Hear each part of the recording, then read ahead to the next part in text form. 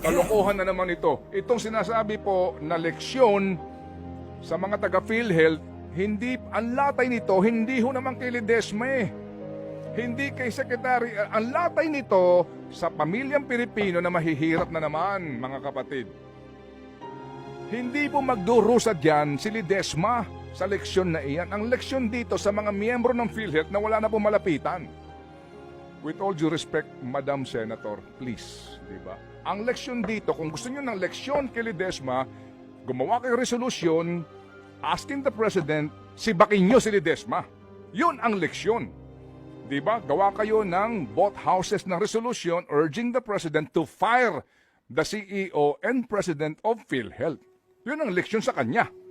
Pero leksyon sa PhilHealth na hindi nyo ginagamit pera nyo, ngayon, ang magdurusa, ang tatamaan ng latay ng latigo, yung miyembro ng PhilHealth.